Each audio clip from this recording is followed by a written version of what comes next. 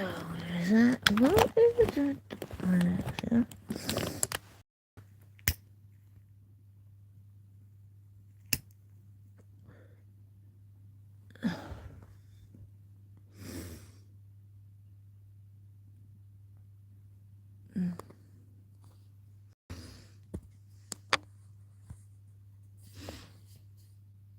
So hey guys, I thought, oh sorry,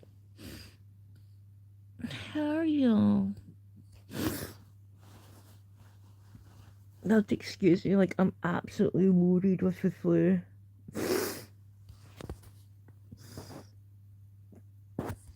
But I thought like we'd have like a little scan on X, and I wanted to show you like this.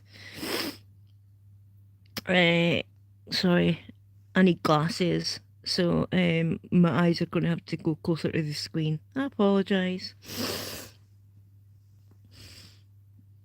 Alright, it's in countries with the most arrests for online comments. This is absolutely shocking.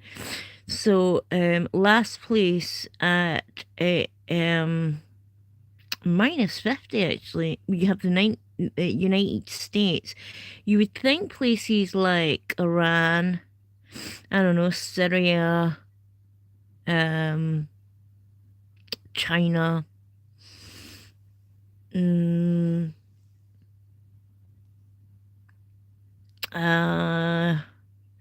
yeah.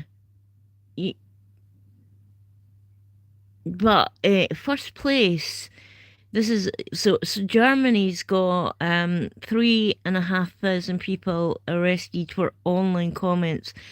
Look, so the country that bears the standards of the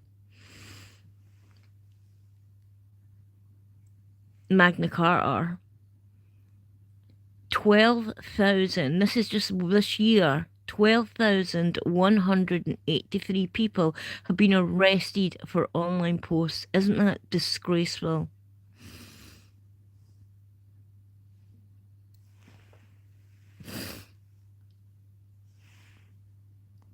I can't see comments. That's what I call a dictatorship, but okay.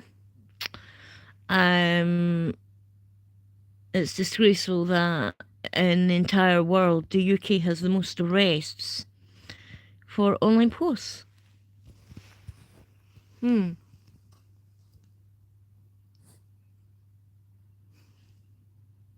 see him. So let's have a look. Oh, wait, now. Let's have a look and what else has been going on. Oh, we're on YouTube here. On X. And I do apologise. I need glasses, so my eyes are going to be like this. So I apologise, like, my eyes aren't the greatest to look at. Yeah, I'm sorry. Right.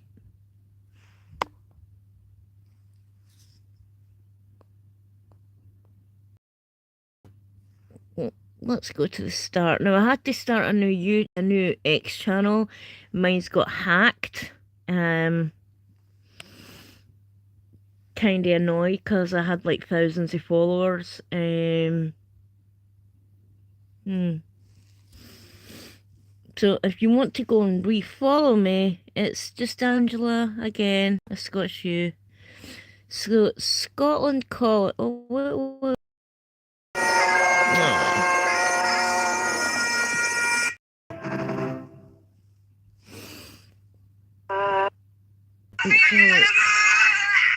What the hell is this?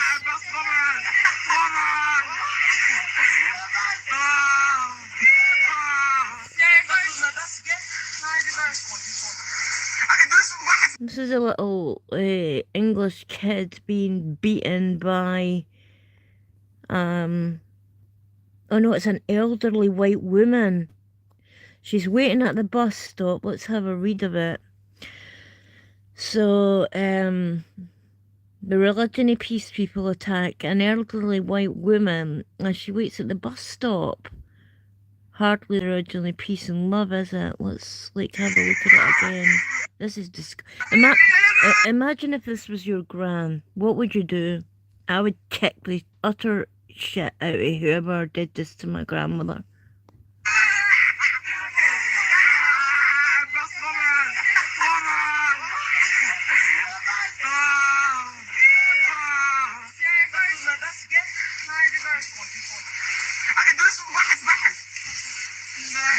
We've got it over here.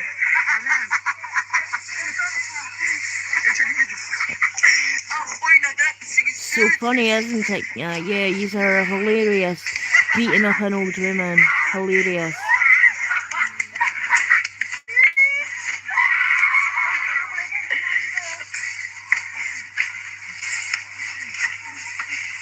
Kick her in the head. De-dramatize the migration policy and legislation.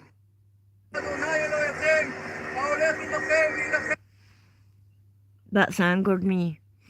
That's angered me. That's like someone who has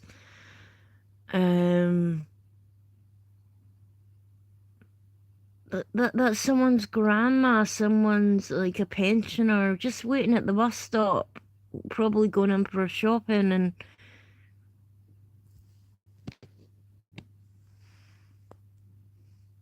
she's been beaten.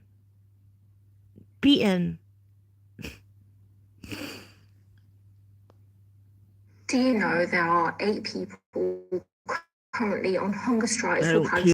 This is actually a British country. It's a white country, and I'm a Sikh. I love this guy. This is well, I think it's Hasmeet Singh. He's from the Sikh community. Great guy. Came here. I think he immigrated here with his parents. Loves the country. And I'm saying it. Yeah, I didn't. One minute, mate. 1 minute. I didn't come here for any other race or nation to take it over. I am working into this country because I think it's beautiful as it was. I don't want it. Zionism. This is actually a British country. It's a white country, and I'm a Sikh, and I'm saying it. I didn't. 1 minute, mate. 1 minute. I didn't come here for any other race or nation to take it over. I am working into this country because I think it's beautiful as it was. I don't want it changing. I don't want the demographics changing. And let me be clear, I don't want the Sikhs taking it over either. So if you're thinking he wants his own people, I don't. I want it to be this way. This is Zionism. Fuck Zionism. You hear me? Fuck dumb fucking genocide. No one like hears like if a religion's like got practices a religion in Britain and stuff like that. It's when you've got like a kind of sorry. I'll put the camera back on in a minute. I'm just wiping my nose and stuff, and I don't think that's very becoming on camera. It's when you've got people that are coming over thinking that they can replace English British culture with their own, you know. And then you've got a beautiful Sikh man that's come over here, loves English culture, you know, and he's speaking up for it, and the amount of hate that this guy gets is unbelievable. What's this? So I don't want to go through like any of the Israel Hamas Palestinian stuff. It's just spoken about way too much, and I think we're all getting a bit of fatigue with it. So Yo, I guess I'm gonna need to be the one to explain to all of the 40-year-old people and above, so 40 plus. Yo, you guys keep sending out these thumbs up emojis, and they look more like this to the Gen Z and millennials. Oh, shut up. We depict the thumbs up as a it's rude. Irish women feel. See these people, honestly, send up a thumbs up. It's like a FU sign to us. Get a grip. Go see a therapist. I don't know. Go get a boyfriend. You need something. Get on Valium or something, because you are so uptight that you're so overreactive towards a bloody emoji, you know. I'm an emoji. Stop sending us the thumbs up emoji. It looks like an FU sign. Get a grip, you know. You've got more things to worry about, honey, than a thumbs up sign, you know. Much more. Irish women feel unsafe in their own country, and that's 100% true. And let me tell you why. See, tonight I'm in Dublin city centre, and I've just been followed by a girl in her mid-20s from Temple Bar. It's about a 10-minute walk from here, and she followed me all the way from Temple Bar across to the main street here, just beside O'Connell Street.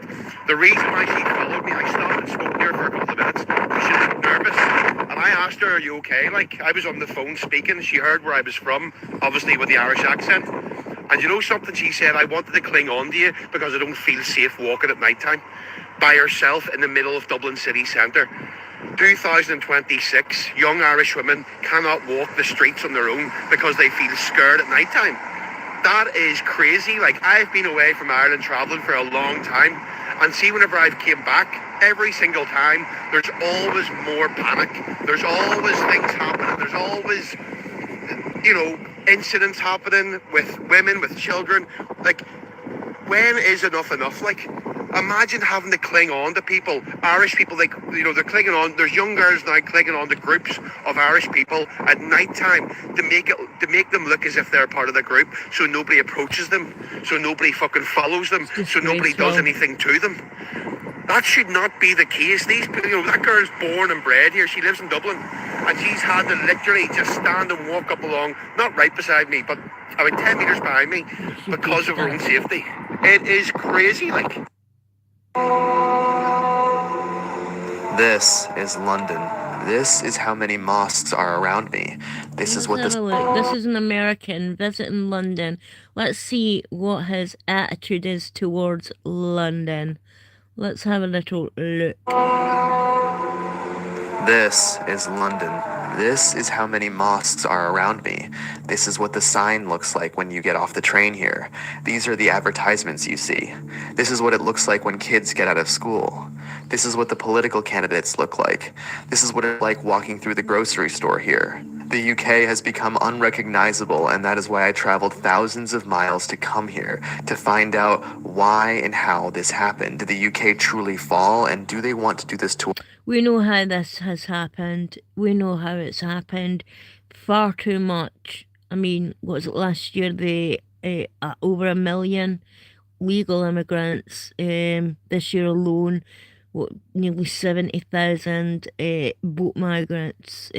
Illegal immigrants. So we know exactly how this has happened. And you wonder, like, if you're fleeing persecution, wouldn't you rather go to, like, a country that you're familiar with, that has, like, your values, that same kind of culture, same religion, you know, that speak the same language, but unfortunately no, because, like, these countries don't offer benefits, free housing, hotels, and you've got a less than 3.7% chance of being deported.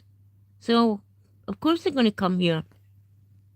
Our country next. Through my street interviews in this episode, you will learn exactly why this happened. People warned me that I could get arrested or worse making these videos, but the truth needs to come out. Thing is, you know, I've had the police approach me about videos. I got banned. I got banned from YouTube about making a video on immigration. Absolutely, I got banned for a week. I got a strike on my channel, because you know, you're not allowed to speak about it. But yeah, I don't care anymore. If I lose my channel, I'll lose my channel. Because we should be able to speak about immigration and how it's affecting our country, how it's stretching things too thin. It's not just affecting, it's affecting everybody. You know, it doesn't matter if you have to, and you're indigenous to the country or not. I mean, we've got amazing migrants that have came here from the 70s, and, you know, came here from, like, Barbados and Jamaica and things like that have totally embraced the country. They're as much English to me as I am Scottish, you know, but unfortunately we've imported people that don't share our values, don't share our culture, don't share our customs. They don't they don't even they don't want to assimilate. They don't want to learn the language. They don't want to work. They'd just rather just sit and I think that's wrong. I think like it's different if you're kind of like born here and stuff like that, or you've lived here for a long, long time, or you've got like British citizenship and things like, and you paid into the pot. But like coming here and living here for what, a few months, and that makes you entitled to like state benefits and everything that comes free. Something just like recently happened to me, which has angered me so severely. I got a flood in my bathroom, and it's caused the ceiling to fall in. And I asked them if they could put me in temporary accommodation just until it's fixed, because I can't even put the electricity on. I tried it yesterday to try and, because it's flooded the entire hallway and everything. And I nearly set my house on fire, so I've had to turn that off. And they told me no. Then trying to phone around local hotels, I'm not making money, so try to find like the most cheapest hotel that you possibly can. Phoning around like 4 or 5 different ones, I couldn't even get a room.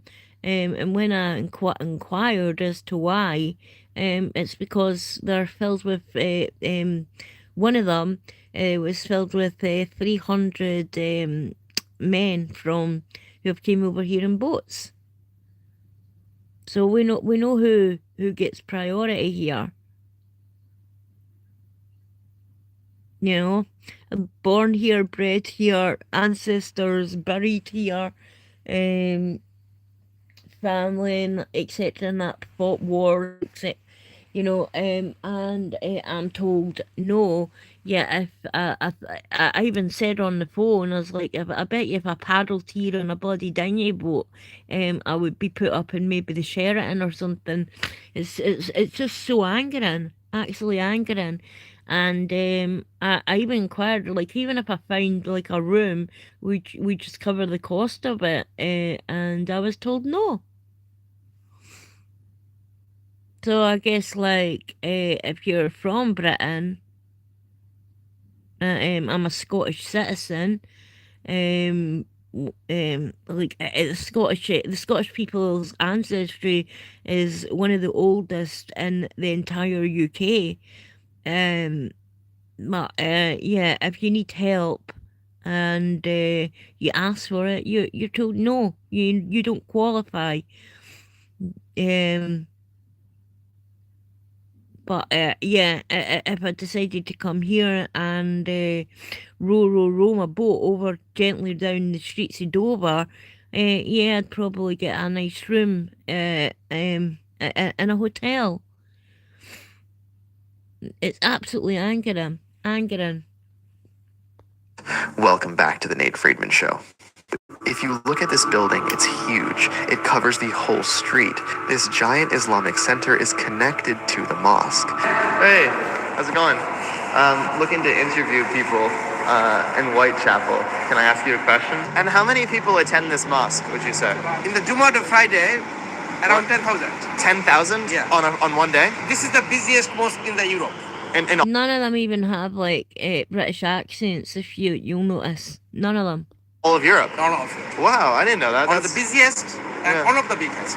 Okay. Few millions people come every year in this. Few million per year? Few million people. That's awesome. That's great. All right. Well, I appreciate it because my point was that. Yeah. I'm just doing interviews outside. No, I'm not going to play. Yeah, we're not doing it inside. We're doing it outside. Well, Not even allowed inside. Right. I know. I'm saying outside. But you're doing it from the entrance. I didn't need to. Okay. I didn't know it was a school. Okay. You got it. I appreciate it. Now, the East London Mosque, the one we just like pause this. By a Muslim friend of mine. So and I don't think he like meant to like let it slip, but he says like his parents will have like their neighbours, etc., maybe like over for dinner, but they don't class them as friends because like that's their book says like they can't have friends. Do you know they actually separated the plates and forks that the we'll call them the infidel ate off of, and they separated and sterilised them rather than mix them in with the plates from the entire dinner party, which is utterly racist to me. That's racist. This went into received an official warning from the Charity Commission after losing £1 million in an investment. The mosque put their funds into an NHS-approved supplier and lost all the money. Now, the takeaway from this story is that this mosque can lose $1 million and be completely fine. This mosque also hosted a charity fun run that was open to men, boys of all ages, but girls only under the age of 12. Adult women and older. Oh yeah, this was the mosque that had the race that females weren't allowed to like enter. And we know like why they'll be fine because they're funded by places like Qatar and stuff like that. Plus they get grants. I'm sure this particular mosque that had that fun run gets £10 million a year from the government. So, you know, for being a religious place. Girls were explicitly excluded. Why did the UK let this in, and who's really funding it? I sat down for an exclusive interview with Tommy Robinson, and in it he explains who's behind God, the big bad devil, Tommy. this. There's about 14 mosques in Whitechapel that I counted, about equal number of churches. Who's funding these big mosques? Qatar and Saudi Arabia. No, And- Qatar, And then whoever shock. funds it dictates which form of Islam's being promoted in it. Qatar own Barclays, own Harrods, own the ports in this country. They pump 3/4 of Do you know, I was shocked when I found this out that Qatar owns about a third of London. How can another country own the capital city of another country? But there he's explaining like they own Harrods and so that's why like I was having a look at different things like Christmas gifts and stuff like that. Had a little peek on Harrods and stuff. I would never buy anything from Harrods because all you're doing is funding Qatar. Don't buy anything that's owned business-wise by Qatar because they sponsor terrorism. They're like a wolf in sheep's clothing. £1 into radicalisation in Europe. Qatar are a big problem. Qatar need ending, as in their influence needs ending. The influence they have over our politicians in our capital city and the money and infrastructure and the economy. Remember, King Charles was delivered bags of cash from Qatar. Remember the massive scandal where politicians from the EU or the UN, I can't remember exactly, they're all the same.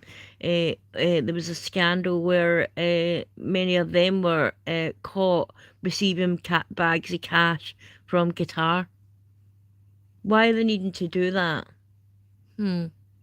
Why are they needing to like give our king bags and millions of pounds? And it was so they could get citizenship.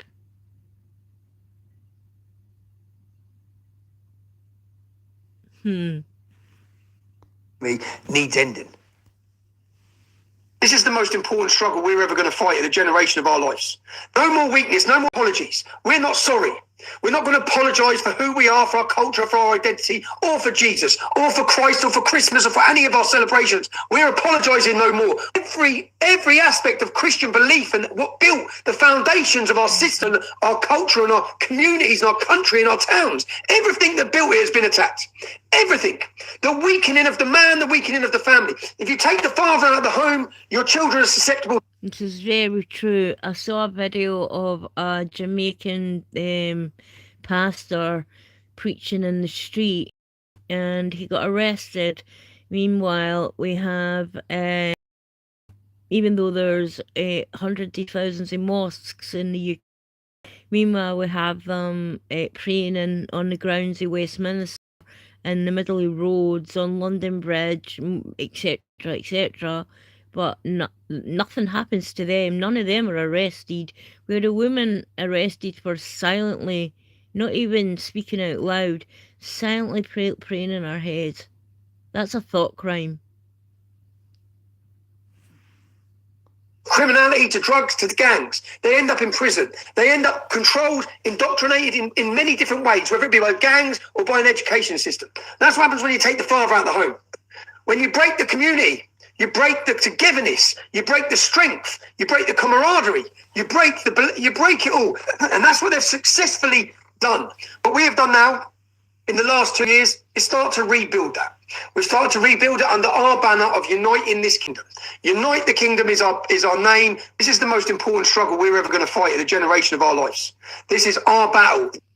We do not want the Arabic language or Moroccan culture in our schools, and we do not want halal menus. If they want it, I insist, they have all of North Africa to be able to wear the burkini, to be able to...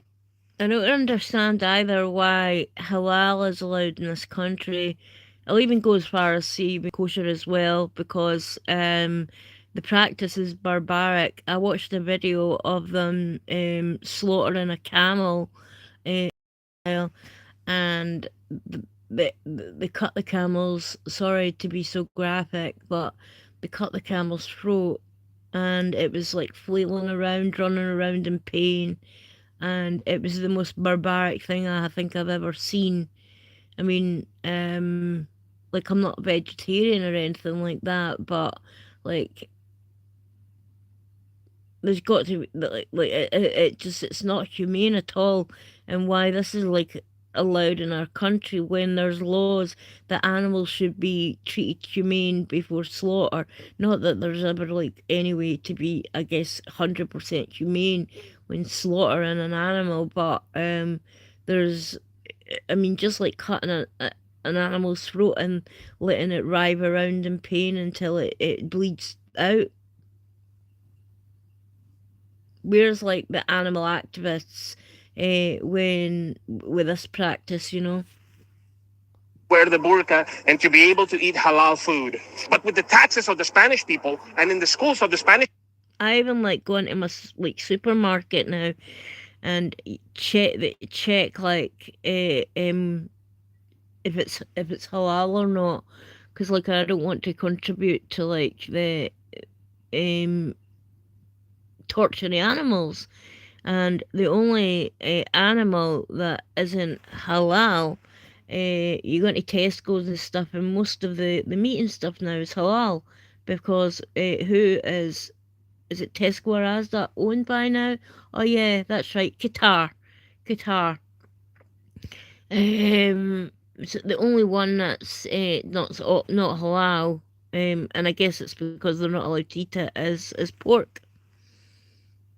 People, we are not going to allow it, and that is neither racism or the idiocies that the left or Islamo-leftism might we do not. Are you ready for a case that's going to the Supreme Court that involves Islamic indoctrination in a New Jersey middle school? Well, buckle up, because this one gets a little crazy. This is from the Thomas More Law Center that's petitioning the Supreme Court to reverse a lower court decision in an 8-year saga that all began in 2017 when Libby Hilsenrath discovered that her 12-year-old son was being shown propaganda videos at his middle school in New Jersey. Way over the line Islamic propaganda videos that were proselytizing to the students. Now, the middle school tried to counter that this was a mandated class on world culture and geography, and that they were teaching students about all religions, about Buddhism, Hinduism. You can teach a child about all religions and what they do in each religion, but that doesn't mean you have to like make the child get down and proselytize and say the Shahada and things like that, and technically making them Muslim. That goes way out, and that's not religious education. You can teach them from books and stuff like that. You can teach them from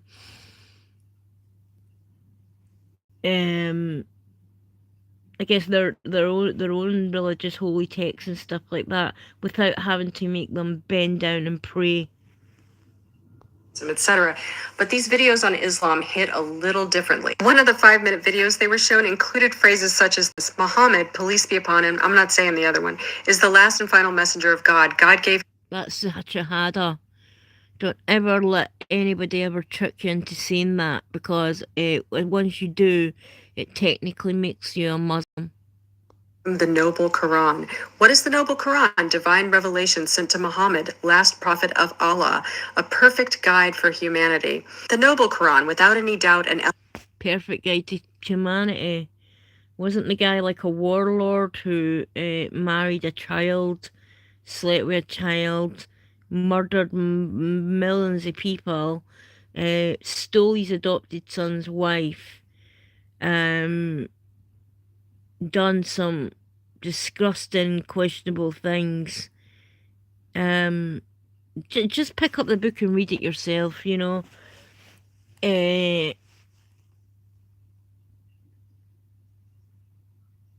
Once you start to read that, you're classed, if you're a Christian, you're classed as a pig. However, it might anger you a little bit. eloquent guide from Allah, and Islam, a shining beacon against the darkness of repression, segregation, intolerance, and racism. And it ended with these words: may God help us all find the true faith, Islam. This was in a school. Even worse, the background music for this video includes the poem Qasida Burda in Arabic, describing Christians and Jews as infidels, and praising Muhammad in gruesome detail for unaliving them. And that wasn't even the only video they were shown. The next video instructed these 7th graders in how to make the Muslim profession of faith, in other words, how to convert, and how to set up their own mosque tours. And Mrs. Hilsenrath also discovered that her son had been given homework, a fill-in-the-blanks worksheet that was the Muslim profession of faith, the Shahada, which of course says there is no God but you know who, and you know who is his messenger. They had her son and the rest of the class, 7th graders in New Jersey, saying and writing this. This is what... And once that child then said that, so the Shahada that technically makes them a Muslim, as soon as they say, no, I don't believe in that, that then makes them an apostate, which makes them then eligible to be killed, because you can't, it's illegal to leave Islam. So it's like a trick, it's a trick. You're tricking a child into saying the Shahada, you're tricking a child into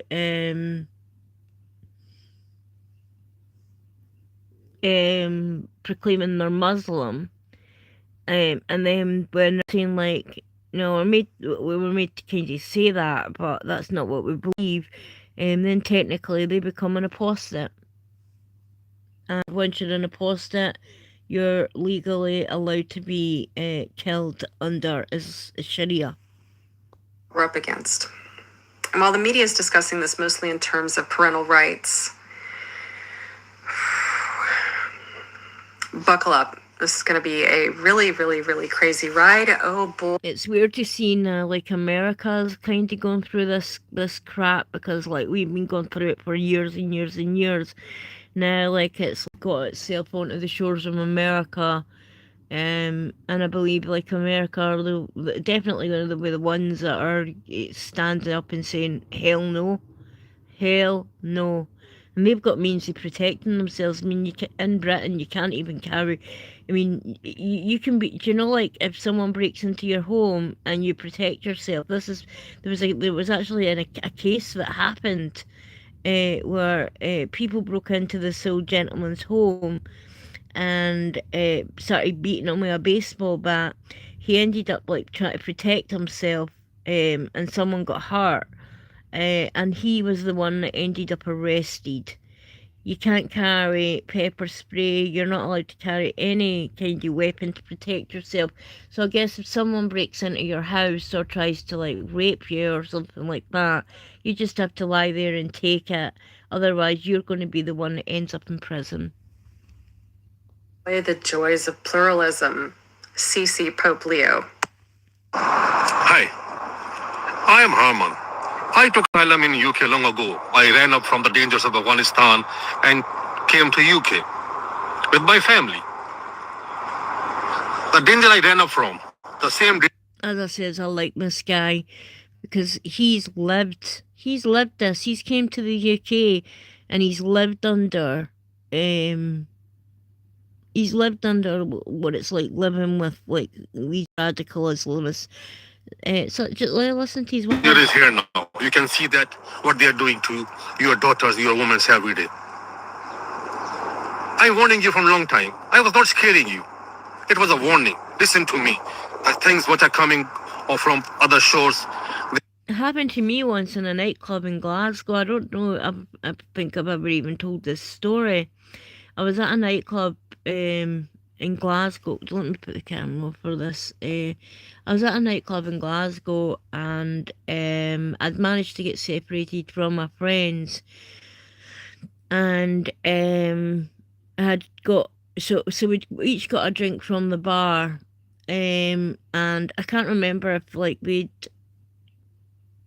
went out for a smoke or not, and I'd end up going to the bathroom, but there was about 20 odd of us, and they'd moved on to another nightclub, and I'd got lost in the mix. So I ended up, I thought, right, I know what nightclub they're going to be going to. I think it was like Tiger in Glasgow. Not that this happened in, so I don't want to get done with any kind of that was the nightclub they'd moved on to, and so I'm not going to say the nightclub this happened in. And so I finished up my one drink that I had, and these two Asian guys like approached me, and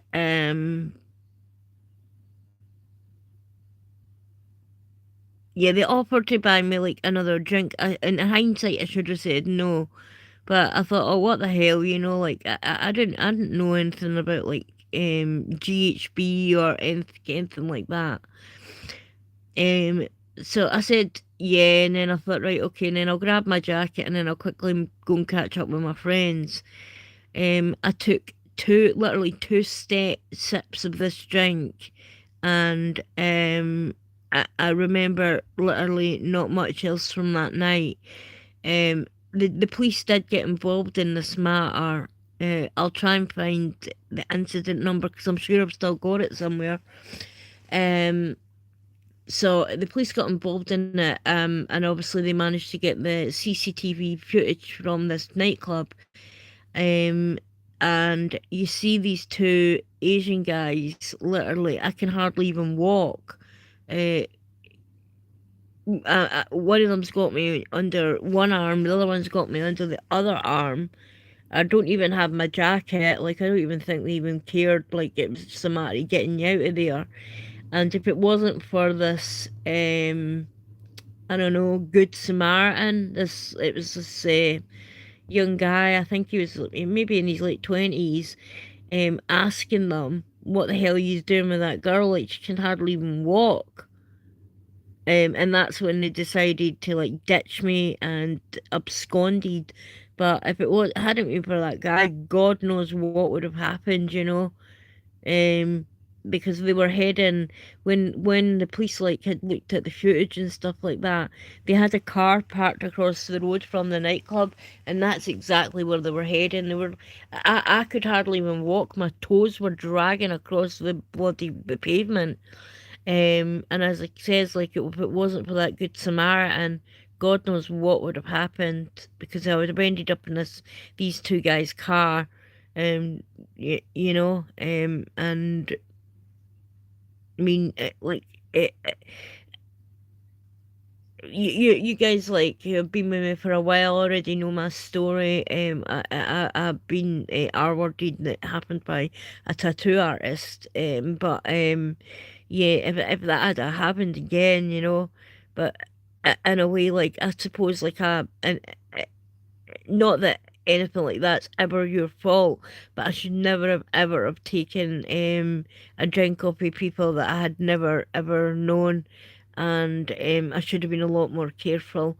So from ever since then, if anybody's ever offered to like buy a drink when I was out, I gracefully decline and just say no. You know, I'll just stick with I'll buy my own drinks, or if we were with friends, we would put a kitty in, as it's called, and we'd buy drinks for the group, but we would never take them off of strange guys that we didn't know. But yeah, that was a really close call. And at the time, like the grooming gangs thing and stuff like that, like that I'm talking years and years and years before this was even made, was even announced. So you've got no reason to think like that two guys that are being friendly, you know, that are. I think they says to me, "Oh, we're heading that way too, to like this nightclub, you know. So if you have a quick drink with us, you know, we'll walk you up there." I guess, like in hindsight, it was the most stupidest thing I did. I should have declined and got the hell out of there. But yeah, Not safe for our country. They will smash in your doors. They will come after your girls, your women, and you can do nothing because for them, they can take what they want. It's their law of land, and they want to bring that law of land to this beautiful country. Wake up before we get occupied. It's a warning.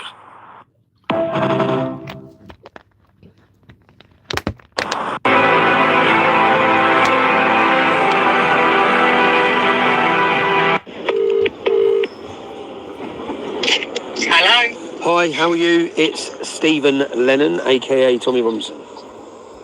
Oh, hello. Hi, my name's Sam Campbell, High Court Enforcement with DCBL. Hello, let me just get your details. Do I call you Stephen or Tommy? Whatever you want.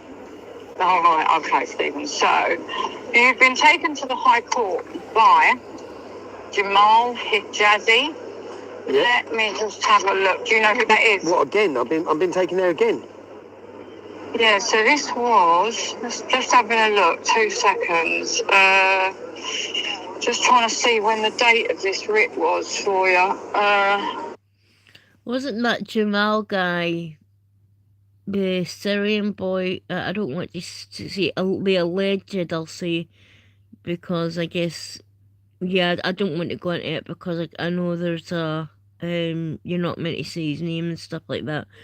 But it was said in this video, I think, wasn't that the young boy, this Syrian boy that Tommy ended up getting in prison for telling the truth regarding what actually happened with that little boy, you know, this other boy threatening to like R-word his sisters and stuff. So their brother got enough of it and ended up like going for this Syrian boy. But like in that documentary, like didn't Tommy like show up? I better be quiet. In fact, I don't want to be arrested. So I'll move on to this story. This is to Coke Sniffer. I'm 2-tier fucking queer, pin-eyed, that fucking cunt, who's got a backside as wide fucking Grand Canyon.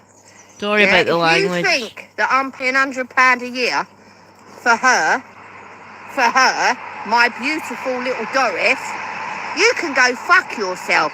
Because I ain't supporting jihad, and I ain't supporting the fucking Muslim cunts that you've got coming here every fucking day, you bastard. Yeah?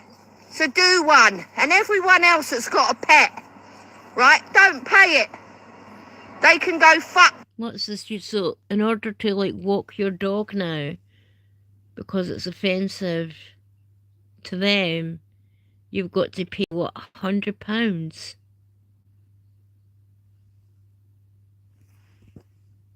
Themselves, because all you're doing is supporting people that are here coming in. Girl, honestly, I am with you on your side, but chill down on. I understand you're angry and stuff, but yeah, chill down on the swearing a wee bit. They're pouncing using our country. Wake up, will ya? Wake the fuck up. I wish I could come round to all of you snowflakes with one of them fly splashers, what they're called. Oh, I'd have a fun fucking day dishing it out, I tell you that. You're fucking thick. Like this super flu. Another distraction while they're implementing shit behind our backs to fucking suit all these Muslims and not our fucking veterans or our homeless people or our single parents or our elderly. Wake up, will ya? That's why I fucking hate coming on here. And also, it's like with all the creators that used to follow me on my Bitch Lips account and my Raw Truth account. All of a sudden now, none of them's following me, which is fine. It's Honey, I'll follow you. There you go. I'll get you a little It's their follow. choice. I've got no problem with it. But at least I've got a bit of nous about me. And I ain't on here just to earn money, because I don't earn money. I don't want it. Same. Demonetized, strikes on the channel, offer basically talking about the exact same thing. Obviously, I've let the F-bomb and stuff like slip here and there, but yeah. If you talk about this kind of stuff, you're not going to earn money on YouTube at all. You're going to be demonetized to the max, and not make any. It doesn't matter the amount of content you make or not. Yeah, you're going to make nothing, not a jot. And at the end of the day, like, I know, like, people think, oh, it's just a video, and it's still in a way like a kind of like you still kind of like working, you know, because like people's time isn't free. But when you're demonetized and you're not like making money and stuff like that, it's demoralizing. And I think they do it because like it's so demoralizing that people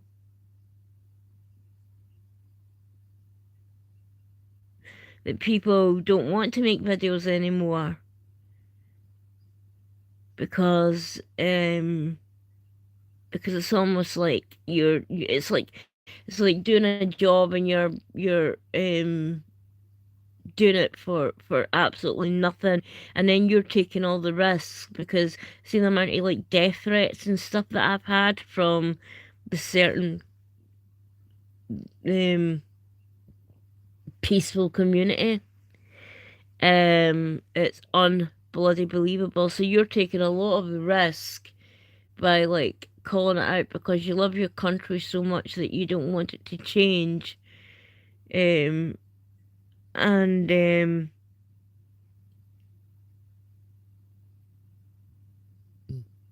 yeah, you're taking risks. You're not getting paid for it. You're getting threatened. And it just feels like, in a way, it feels like you're not appreciated. And I think that's the way they want you to feel. Right, I'm on here to tell the truth. There ain't no one on here more transparent than me. But to all you creators out there, yeah, that speak out, obviously you don't speak like me. You either like me or you don't. I really don't give two fucks. Oh, but grow a pair, will ya? Why wouldn't you follow someone like me again? What's the... I'm following you. I didn't know about your account, but I speak about a lot of the same stuff you do. I truly do. And you're right, a lot more creators need to start speaking out against it. But people are scared. People are scared of being arrested. They're scared like they'll lose their revenue. They're scared that obviously you'll lose followers. You're scared that you'll be labelled racist, Islamophobic, far right, all the words, you know, that used to, I mean something. Like when in the past, like being called racist like was an awful thing, you know. No one ever wanted to be like labelled that, you know, because we've come so far. And like in the 90s and there, like, oh, it's like no one cared. And even like when I was younger, no one cared about skin colour. No one did. We were all just like British citizens, and you just didn't. You didn't care. You didn't care. I had, and I know that's a bit of a cliche to say. Oh, I had black friends, I had Asian friends, you know, like. But I didn't see them as like, oh, I've got black friends, I've got Asian. I just seen them as my friends. These were my friends, people that like I would have fought and died for, and but that's why a lot of people are scared to speak out. They truly are. But you are starting to get a lot more people starting to speak out about it. I mean, I'm glad to see like Dan Wooten and things like that. He's starting to speak up, which is amazing. Who else have we got? You'll never get the likes of Piers Morgan. He'll never speak up about it. He's a shill. Piers Morgan is one of the biggest shills going. And the reason, like, we know that is because, you know, last week he was in Qatar. His show, 150 million. His show's called Uncensored, but it's more censored than you can ever imagine. And I'll never forgive Piers Morgan for the way he treated people during COVID. And he's a shell. You never see him saying anything. You'll see him saying everything negative about everything. He'll say like, oh, I'm a Catholic, but then he'll slag off that religion. He'll slag off every single religion, Judaism, everything, but you'll never, ever, ever, ever, ever hear him say anything negative towards Islam. Never. And the reason why is like 150 million was put in a show by Rupert Murdoch, and investors are from Qatar. The same as like Tucker Carlson. That's why he has the nickname Tucker Carlson, because because he's a total shill for Qatar. I mean, only like a few years ago, like he was speaking out against like Sharia and things like that. Now, like it's almost like, oh, I would love to have that now. You know, hands. You know, like you can leave the keys in your car or stolen, their hands get cut off. I mean,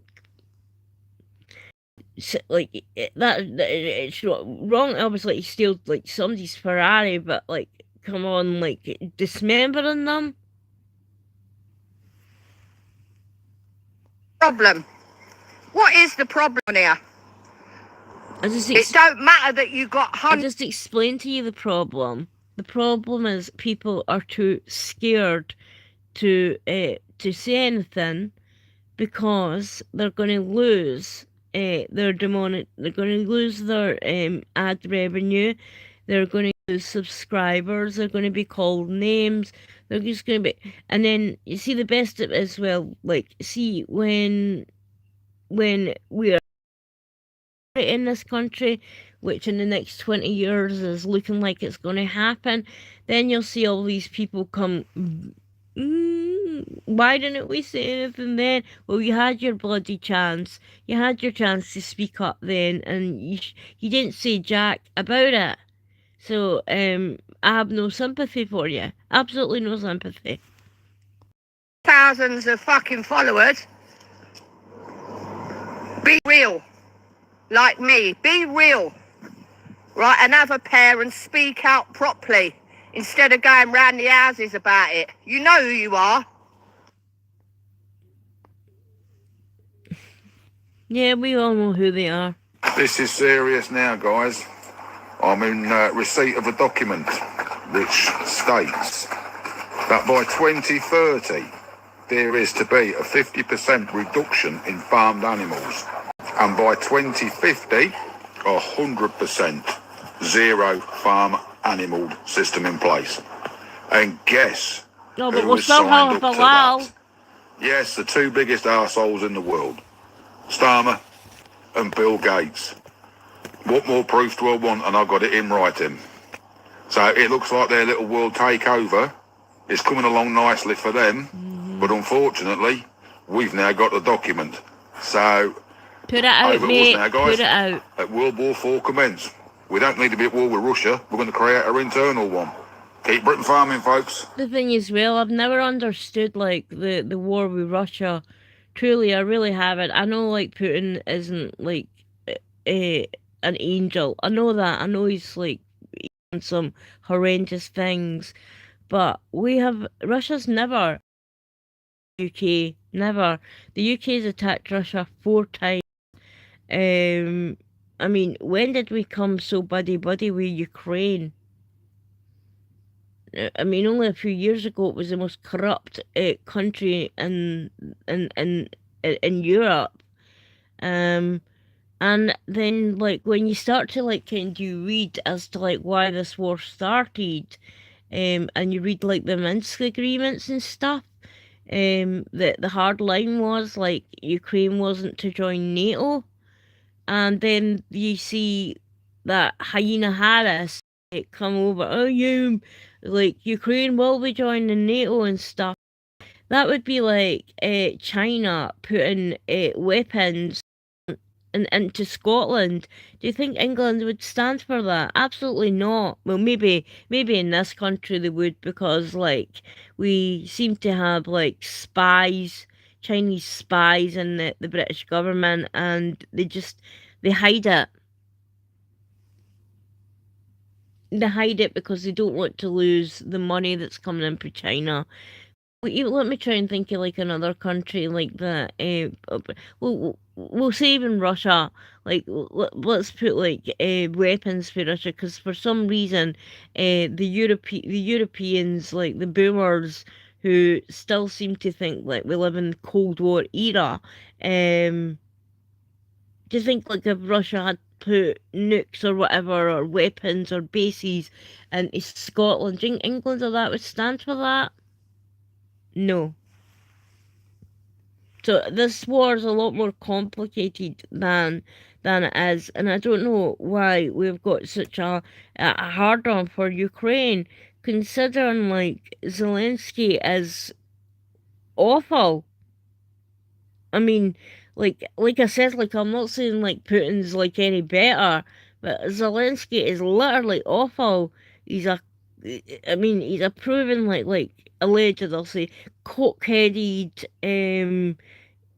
groveling little Oliver Twist that without fail every few months see him running around Europe with his little begging bowl, please sir, may I have some more? Well, what happened to all the billions that you've been given? Do you know like that we're actually paying for Ukraine's energy bills, for their gas and electricity, and for their pensions and wages and things like that? Yeah, our energy bills are the highest. Maybe that's why they're the highest in Europe, you know, because it's not just ours we're covering, it's fucking Ukraine's as well. Sorry about my in there, but it makes me so angry. I'm so angry that we can turn our pensioners' heating off, yet we can afford to like pay the wages of Ukrainians. And then like, where is all the money? Where's the auditing? Where's like, I mean, I've been told that you go to Aspen and places like that. Oh, and I need to blow my nose. Like, I'm sorry, I'm full of the cold. You go to places like Aspen and stuff like that, and all you see is like Ukrainians shopping in places like Louis Vuitton and stuff like that. According to official Home Office data, between the years 2014 and 2024, 76% of all asylum seekers into the UK were adult men. In 2021, 80% of... This was a video that a citizen journalist caught. Remember, like we have had in the space of 2 weeks, we've had multiple girls along with gangs of Afghani men who are at the highest percentage of rape and sexual assaults in the UK. So that is that. So in the last 2 weeks, and then a few days ago, a citizen journalist caught them, literally caught them, flying in more Afghanis into the UK. Have a look at like all these Afghanis coming into the UK. According to official Home Office data, 76% of all asylum seekers into the UK were adult men. In 2021, 80% of all asylum seekers into the UK, adult men. They are importing. Hold on. I thought they were all children and engineers and doctors. Army. An army that is disproportionately raping the UK's women and children, committing crimes at higher rates, on welfare at higher rates, refusing to assimilate, and openly talk about how they want to implement Sharia courts, openly talk about how this is an invasion from within. But for some reason, the leftists are buddying up with an ideology that wants them dead. The left claims to stand up for trans rights and gay rights. Name one Muslim majority country where you can be gay, where they won't kill you for being trans. You can't. The left claims to be for women, but are buddying up with Islam, where they don't believe in women's rights because their holy text tells them to. The left claims that they're not the party of religion. They don't like again. In Islam, women aren't even allowed to leave the house anymore. I mean, you talk about, like, what's it, the niqab, like, their ones aren't even allowed to have the eye slits. They're not allowed to speak in public. They're not even allowed to sing. They're not allowed to go to school. They're not allowed to, like, as I said, leave the house. Oh, and then you look at videos of Afghanistan and people that have went there to see what the country's like. There's no women around. All you see is all these guys enjoying themselves, like out on lakes and on these little stupid swan boats, you know, like little lover boats, you know, where you would take your sweetheart and you'd go on a wee little romantic day, and you know, all it is these guys like with machine guns, like out on these boats. You know, you wonder because of like the what goes on with little boys there, you wonder to yourself, you know, well, are these their lovers? But yeah, women have absolutely no rights whatsoever in Afghanistan. Yeah, they're importing them over here. In fact, one of the defences of the Leamington Spa situation that just happened, I'll talk about two of them that were reported on. The judge said that he understands that in their culture that women have no rights.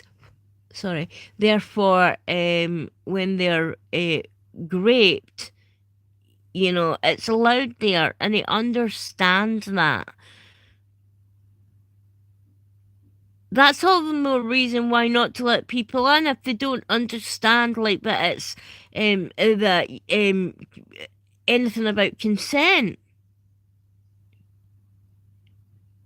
Don't let people into your country that think that you don't need consent to, like, drag a girl into the woods and rape her. Then there was another one of them, a bomb maker, a little bomb maker. Managed to get himself into Britain, ended up in prison, wanted in certain other countries, managed to get himself into the UK. You would think like the UK government would be watching a literal terrorist, ISIS, Al-Qaeda terrorist bomb maker, making sure he's not like building suicide vests or online buying fertilizer and screws and ball bearings and stuff to like head into like a classroom or to blow up little British students. So you think like, yeah, you think the security services would be watching this terrorist. But the reason we know they weren't is because he got in 2 days while in the country, he raped a woman in a park. So if he's being watched, obviously that would never have happened. How many more of them like have chucked their documents and that into the sea are terrorists? I would gladly put my life on it that they're trying to say, oh, most of them are good people. I would put my life on it that even if like even 5-10% of them, I would say a lot more of them, have been part of terrorist cells or terrorist groups. But yeah, we've got a big problem here, a massive problem. I mean, all it takes is for the go-ahead. All right, it's time. You've all made it into the UK. Now it's time, attack. You know, that's what I mean. If you remember, like leader like ISIS or Al Qaeda or Al Shabaab or any of these Boko Haram or Hezbollah, Hamas, Islamic Jihad. I could go on and on and on naming the names. The perfect time to get your sales into the UK would be now. And once they've got enough of them in here, all it takes is like the word, all right, there's enough of these here, the Trojan horses in the country, time to attack. I mean, what is our government doing? Like, are they idiots? Are they? Surely they can't like all be idiots. There's people that get jobs like due to Intel, and I mean we've got MI5, MI6, etc. Like, surely all these people cannot be brain dead zombie morons, but it seems that they are, and this is either by design. It's got to be two reasons. It's got to be either by design that they're doing this, or it's got to be the fact that they have the IQ of someone who is brain dead. Christians, but are buddying up with an ideology that kills other religions. They claim to like education. Well, they should get educated, because they're sacrificing our women and children and our freedoms to virtue signal, and the politicians are doing it for power. So it's time. This is serious. I don't want to virtue signal to bloody terrorists. I just don't want them in our country. Who cares about political correctness when it comes to terrorists? Just get them out of our country. We don't want them. Even other Islamic countries, United Arab Emirates, Dubai, Abu Dhabi, even these people don't want them. There's a reason they don't want them. And Muslim Brotherhood and that, these countries have got the Muslim Brotherhood designated as terrorists. But yet, somehow the UK gives them a free pass. A lot of countries have got the IRGC designated as terrorists, but somehow the UK gives them a free pass. We have to deal with every year with that stupid Al-Quds Day. What the hell that's got to do with bloody Britain, I just do not know. We shouldn't be having like these kind of marches in Britain. Have marches for, I don't know, Horatio Nelson. Have marches for Winston Churchill, Shakespeare, the great, Alexander Graham, the great pioneers of our country, not bloody terrorists. I mean, Nasrallah, that Nasrallah, the head of Hezbollah, we even had a bloody funeral march for him. What the heck has gone on?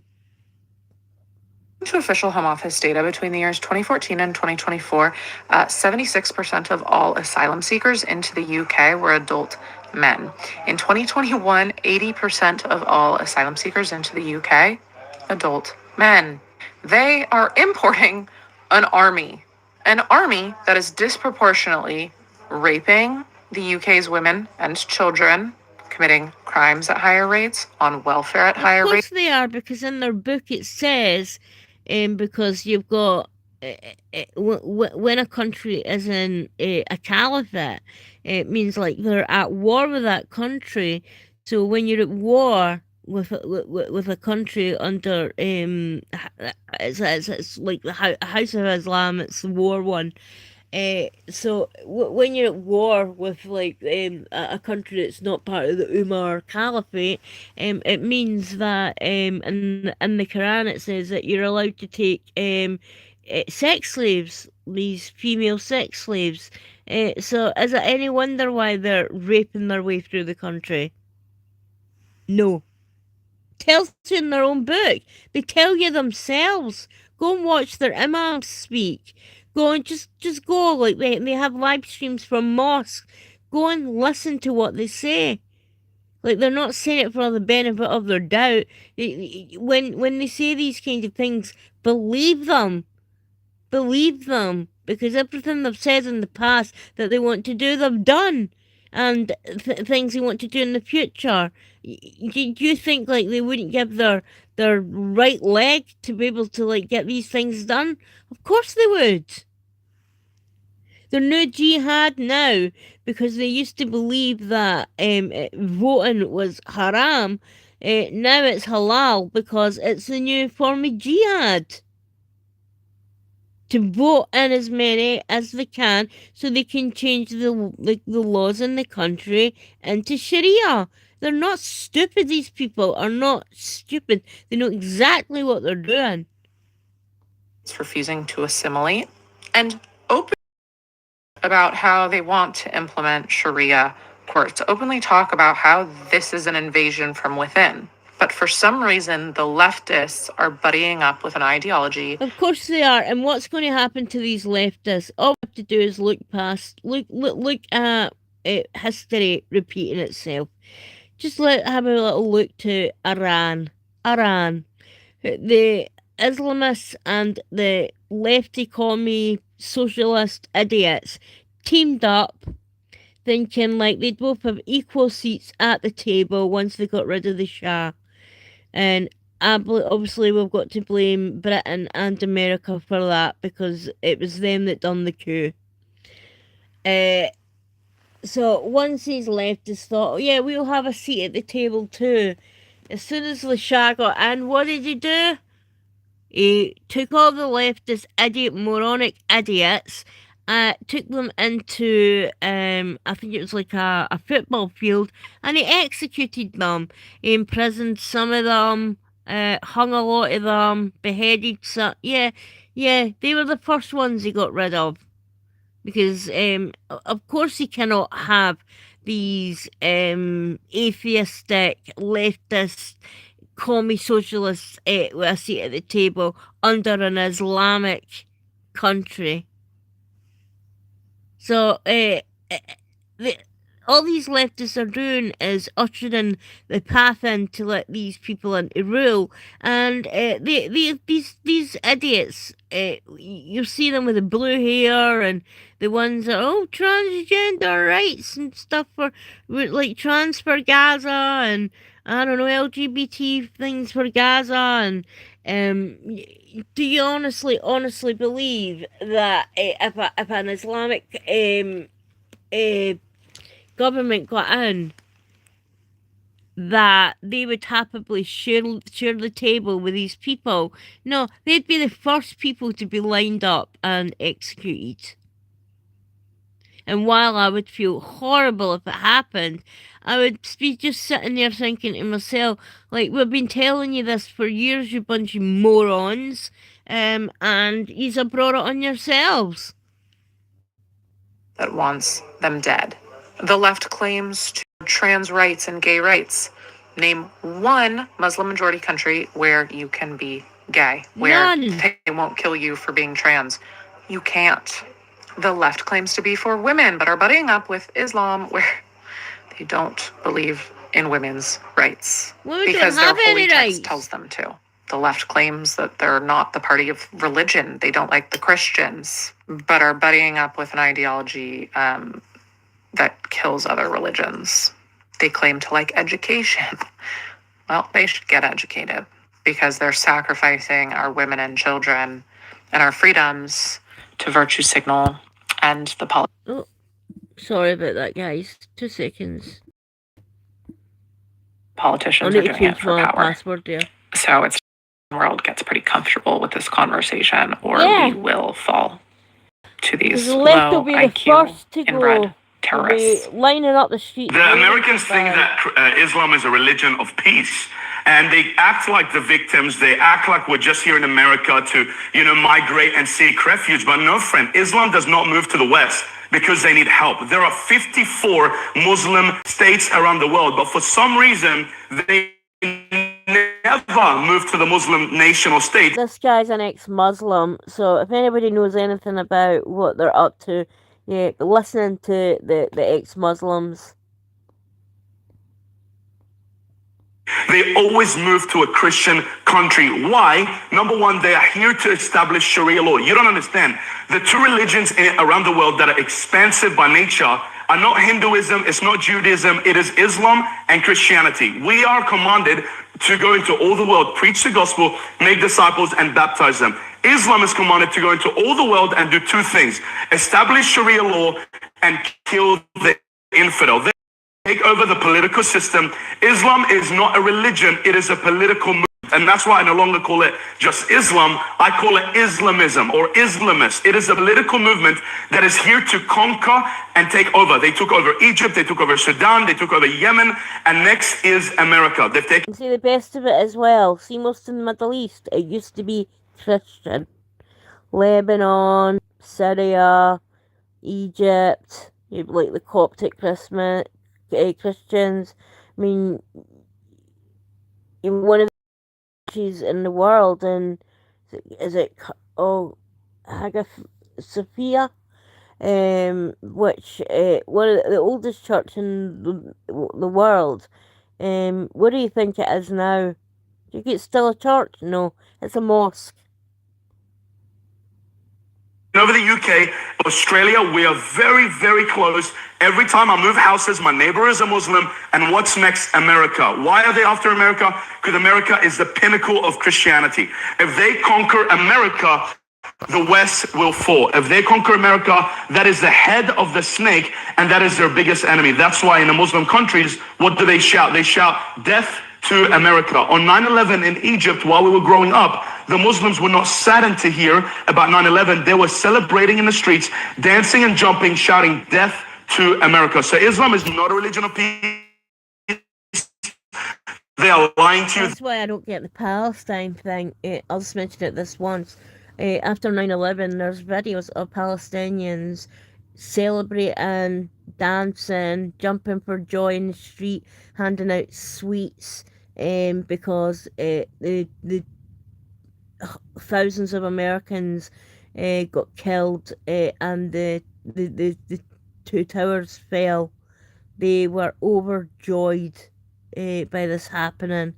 Yet now in America and Britain and things like that, now we're happily walking around flying their flag when they were so happy, so happy that America got attacked. They also done the same during the 7/7 bombings in London, jumping up and down, dancing for joy. Oh yeah, we managed to get the infidels, we got them, we got the kuffar, and then now we've got absolute morons walking around flying their flag when these people were over the moon, real elated that Americans and Brits got murdered. A religion of war. I am holding in my hand the Muslim Brotherhood plan for the destruction of the United States, written 5/22/1991. This plan was presented as evidence in the Holy Land Foundation trial, the largest... This woman's brilliant. She's Lebanese. She's a Christian Lebanese who had to flee Lebanon because the Palestinians, when they got booted out of Jordan after trying to murder the Jordanian king, so they got removed from Jordan, and Lebanon took them in because they were multicultural. They wanted to help these people, and oh boy, did they learn to regret it. I mean, that this woman's family got murdered. She ended up fleeing Lebanon. It's unbelievable. FBI. I am holding in my hand the Muslim Brotherhood for the destruction of the United States, written 5/22/1991. This plan was presented as evidence in the Holy Land Foundation trial, the largest terrorism trial ever in the history of the United States, where our government handed down 108 guilty verdicts for Muslim Americans and Muslim American organizations raising money to support terrorist organizations. One of my favourite lipsticks. Laura Gaylor's. Another one's an Anastasia Beverly Hills, but I'm going to do my Laura Gaylor. The Middle East to the tune of millions. And I'm just going to read you a paragraph of this plan, so it'll give you an idea of what I'm talking about. Understanding the role of the Muslim Brother in North America. The process of settlement is a civilization jihadist process with all the word means. The Ikhwan, which is the Arabic word for brothers, must understand that their work in America is a kind of grand jihad in eliminating and destroying the Western civilization from within and sabotaging its miserable house by their hands and the hands of the believers, so that it is eliminated and Allah's religion is made victorious over all other religions. Is this clear? But the most important page of this document is the last page, because in the last page, they list 29 front Islamic organizations set up in the United States with the specific goal of sabotaging America from within and destroying. I am holding in my hand the Muslim Brotherhood plan for the destruction of the United States, written 5/22/1991. This plan was presented as evidence in the Holy Land Foundation trial, the largest terrorism trial ever in the history of the United States, where our government handed down 108 guilty verdicts for Muslim Americans and Muslim American organizations raising money to support terrorist organizations in the Middle East to the tune of millions. And I'm just going to read you a paragraph of this plan, so it'll give you an idea of what I'm talking about. Understanding the role of the Muslim Brother in North America.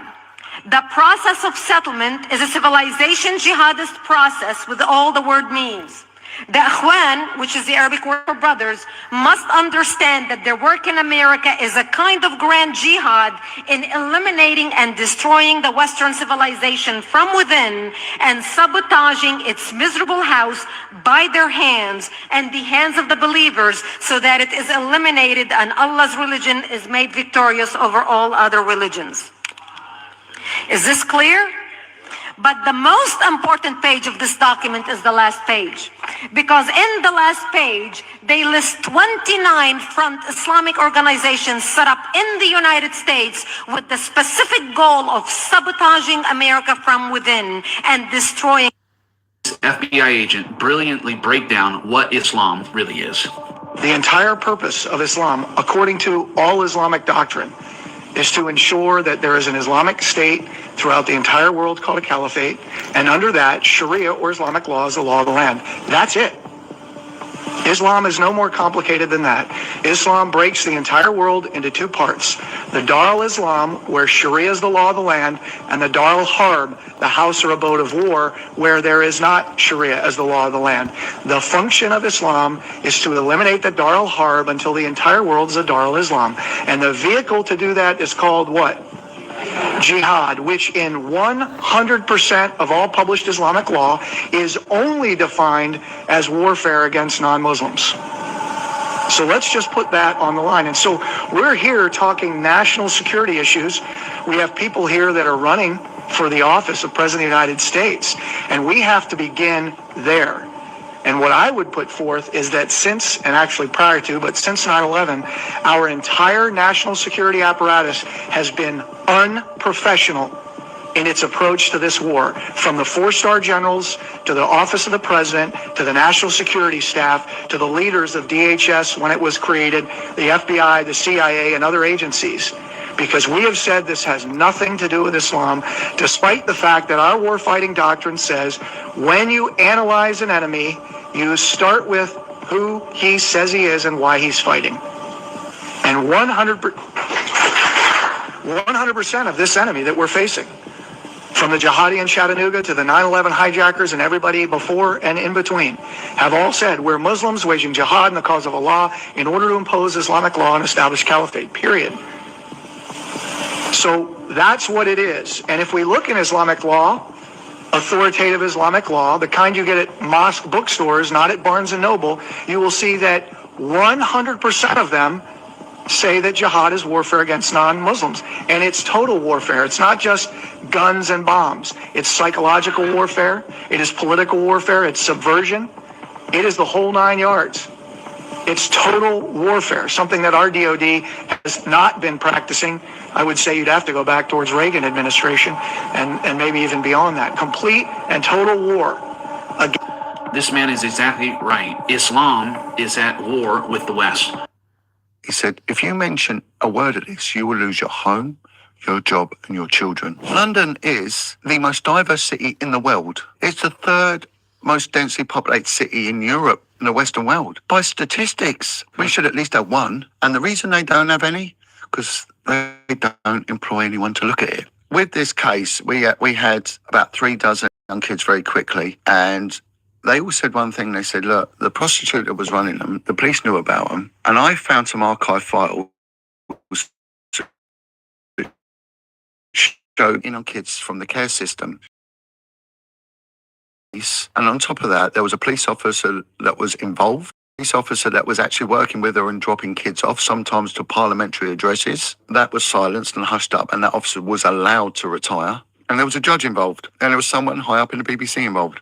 Really? So I put this intelligence report together saying, look, this is what's going on. There was 2 of us working on it, 2 of us, right? We wasn't even dedicated. We were in our hearts, but officially we weren't a dedicated unit to deal with it. We spent probably the 2 years we was on it, most of it living on the street. We actually lived on the street, me and this female partner of us, because that's where we were getting the kids from. We were trawling the streets, finding them. Anyway, so I put this report in. It gets deleted. So the next day I put the report on again, and it gets on the system, and I get a unique log reference. Within minutes, I'm called up to the big house, up to Scotland Yard. I'm there by someone who went on to become the UK's most senior police officer. I'll leave it at that. And he turned around and said, what the FNL have you done? This is going to screw us, past, present, and future. This cannot and will not get out. I said, but you knew about it. He said, of course. He said, but it ain't getting out. He said, if you mention a word of this, you will lose your home, your job, and your children. These guys need that voting bloc. They need the Muslim votes. They pack an area with Muslims. You've seen this happen. You're watching it happen in Minnesota, in Minneapolis, in Dearborn. You are seeing this happen. They bring them in, they pack them in.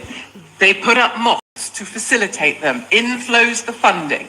Suddenly you've got mosques putting funding in and an imam in charge of a densely packed population. Now they have political power. People are going to vote according to what the imam tells them to do. They are voting according to religion instead of any policy or political belief. It's why we have the Islam Party in Belgium.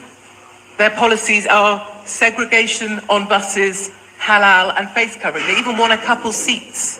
This is where we're headed. And when they come to mobilize in future time, when this conflict ramps up as it surely will, the mosques are where these people will mobilize from. Do not mistake mosques for churches. Yeah. They are not places of worship. They are places of organization and mobilization. A Met police officer ran a VIP paedophile ring while serving as a police officer. I'm going to repeat that again. A Met police officer ran a VIP paedophile ring while serving as a police officer. This ring included an MP and a judge. It sexually abused young girls in care. And what did the Met do? They covered it up. It was just brushed under the carpet. 2 women who grew up in care homes made complaints about the custody sergeant within months of each other in 2012. Scotland Yard launched a criminal investigation into claims he abused one as a child and shared her with other important men, said to include an MP and a judge at a Park Lane hotel in central London. The victim alleged the officer targeted other pretty girls who were in the care system over the years. The second allegation was made by a different woman who, when she was arrested for a minor offence, saw the officer behind the desk of a custody suite in West London. She told the detective that the sergeant had abused her as a child. The second victim had been in care as a child and used to run away from care and come into London. That same officer used to pick her up with other girls, take them to an address in London where he and other several powerful men would sexually abuse them. She said that one of them was a judge. And the detective then phoned the on-call detective chief inspector, told him the story, that I recognise who it was because of the way he is, and that this woman is definitely telling the truth and it needs to be looked at. And he said, no problem, leave it with me, I'll look into it. The detectives explicitly said, we believe her, it's clear. Also, they were all about 8 years old when this happened. They were tiny children. But despite all of that, the detective said, I naively thought it was being looked at. Then within a month, I was told that he retired. At that point, you could not retire if you had an outstanding complaint against you. You couldn't resign or you could not retire. So I thought it was just brushed under the carpet and that nothing had been done. There's no way he should have been allowed to retire. And this just makes incredibly clear how the way the police treat sexual violence victims is a top-down issue. Because an officer who is alleged to have sexually abused children, to have been running a VIP paedophile ring, he could only retire with permission from a senior officer. And he did retire, which means that a senior officer did give that permission, despite these allegations. And the Met didn't even record the second allegation. They didn't even record it. Of a serving police officer being alleged to have sexually abused a child, being alleged to have been running a paedophile ring where he sexually abused children, and so did other important men. Why the fuck didn't they record it? Simply put, it's because not only do they not care about sexual violence survivors, about abuse survivors, but they care more about protecting their own. Mm-hmm. So if you're wondering, why don't people trust the police? Why won't survivors just report to the police? It's because of shit like this. It's because every single day we see another story of yet another police officer who has done something absolutely fucking awful, and the Met either did nothing about it or was complicit. And if you can't see just how bad police are, even after they covered up a serving police officer running a VIP paedophile ring, then I don't know what to say to you. When Muslims go and conquer the adjacent country, what do? We kill them all? No. The Prophet says, the first thing you do is call them to Islam. If they refuse, then tell them Allah obliged upon you to pay taxation. In return, when enemy comes and attack your country, you don't fight. We Muslims protect you. Subhanallah, for this little money? Yes. And you enjoy sitting in your homes and in your country and live your life normally. But the ruling is for Sharia. So you do not As a second-hand citizen, remember. open nightclubs, you do not fornicate. If they refuse, then we have to fight. And if we fight you, then we capture you, you become our slaves, and we take your land, and you take because you refuse. I give you two good options in the coming 40, 50 years when the Muslims become strong, as they're supposed to be. When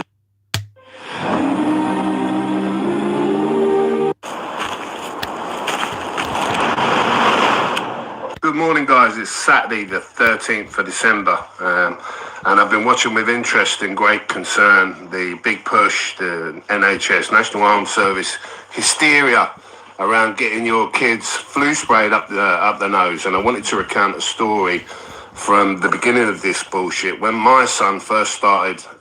Isn't this palette beautiful? I dug this out of like my archive.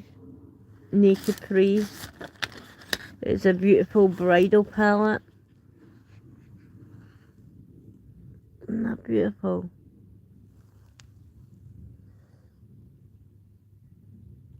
Really beautiful.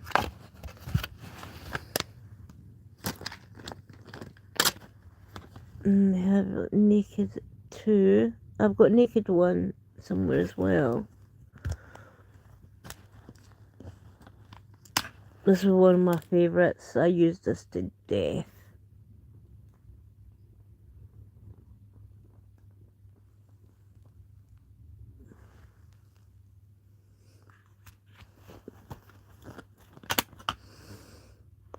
But the last 2 years have changed me. And honestly, I don't think that I can call myself a Christian anymore. I've been considering converting to Islam for 2 years. You want to know the biggest difference that I've noticed between Christianity and Islam? One is based off of love. The other is based off of fear. I used to be on the hard, messy, Oh my god. This woman's an idiot. bloody, dangerous front lines with the Muslims as opposed to sitting comfortably in the back with the Christians, watching genocide like it's entertainment, eating popcorn and clapping in the name of Jesus. Who was Palestinian, by the way? I know that publicly denouncing, arguably... Good morning, guys. But the... Jesus was not Palestinian. Jesus was from Judea and Samaria. Judea, it's in the name, Judea. Jesus was a Jewish rabbi. I know people have a problem and people have sides of the Israeli Palestine thing. Jesus was not Palestine. Palestine didn't even exist until the late 60s. There was, of course, the British Mandate of Palestine, but it wasn't called Palestine. During the time of Jesus, there's a kingdom of Israel. There's a lot more to it than that. But the word Palestine did not exist then. There's never been a state of Palestine. How could Jesus be a Palestinian when at the time Palestinians weren't even a thing back then? How could Jesus be a Palestinian when he was Jewish? Oh, these people are absolute idiots.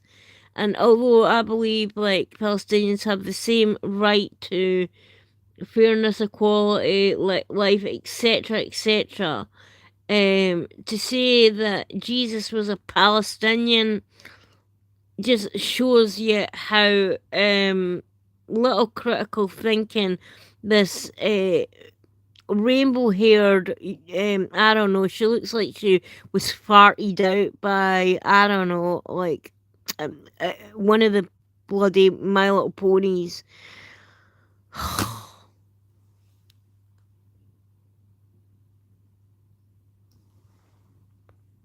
Do a little research, idiot. What's the picture you're holding here? Do you know? Oh, it's a Quran. It's a Quran. A book that was... I mean, you can find so many flaws in it that it's unbelievable. It's not in chronological order. Most of it doesn't even make sense unless you have to read the hadiths that came 250 years later. You don't even know how to pray unless you read the hadiths. I mean, if she's sitting there holding that Quran, right, it means that she's sitting there sanctioning that it's alright for prepubescent children to be married. The religion of peace, my ass, you know. Just look how many, like, Christianity was spread through love and evangelism, and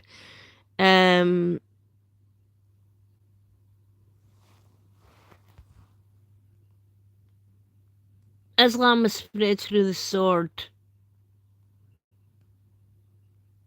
Oh my God, such a bloody moron. Last 2 years have changed me. And honestly, I don't think that I can call myself a Christian anymore. I've been converting to Islam for 2 years. You want to know the biggest difference that I've noticed between Christianity and Islam? One is based off of love. The other is based off of fear. I used to be on the hard, messy, bloody, dangerous front lines with the Muslims as opposed to sitting comfortably in the back with the Christians, watching genocide like it's entertainment. No one's sitting watching genocide like it's entertainment, you bloody moron. Oh my god. Eating popcorn and clapping in the name of Jesus. Who was Palestinian? Jesus would not have sat and clapped through any kind of war. He never caused a war. He never lifted a sword. Oh my god. And then just the sheer oh my god. The sheer idiocracy that she's saying that he was Palestinian when back during the time when Jesus was around, like the area he came from was Judea and Samaria. No Palestine. So how can it be Palestine, you moron? By the way, I know that publicly denouncing arguably one of the most powerful and evil religions in this world is going to have its consequences. Honey, screw you. My religion is not evil, alright? It's not evil. Like every religion, everything has its flaws, but at least like we can admit that. Try you going to Iran with your multicolored My Little Pony hair, right? Your makeup on, and it's very. She's saying she's Christian, but she's obviously a part of the left. You know when you encounter a lefty, they've got that stupid box dye, green and pink and orange hair. But I don't care because I'm always going to choose the side of love. I keep saying that I'm still deciding, but I think I just made that final decision. And I guess I'll handle whatever comes my way in the name of Allah. That's all. Are you ready? Merry Christmas! You've been celebrating this holiday for years, yet Jesus nor his disciples ever did. So where does this tradition come from? Saturnalia, a Roman Greek festival where gifts would be exchanged to celebrate the pagan god, Saturn. And where did your god come from? Oh yeah, that's right. Mecca, they used to have a god called La, the moon god. Isn't it kind of weird that on every Islamic flag they've got the crescent moon?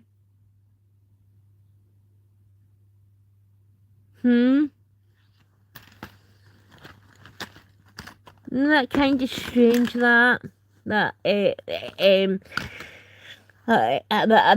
the god La, who like was an American Idol, was the god of the moon, and that's a symbol for your god. Quite aware that Christmas has been hijacked and commercialized. Obviously, we know Santa Claus is a mythical figure and nothing to do with the Bible. We're not stupid. The thing to do with Christmas is it's the fact that that's where Jesus was born. When Jesus was born, and I know the signs came true with the star and Herod trying to like find out who this child was and killing all the kids between a certain age, and you know, and in your Quran, like, you believe this as well. So stop your nonsense. What is being done is they are sending teenage girls into menopause, which has 100 side effects of its own, and they call this love. And we're supposed to be quiet about it. I'm not even getting into this. Because I'm out in the middle of nowhere, and right over there is my favorite breed of dog, and there's nothing around. Merry Christmas!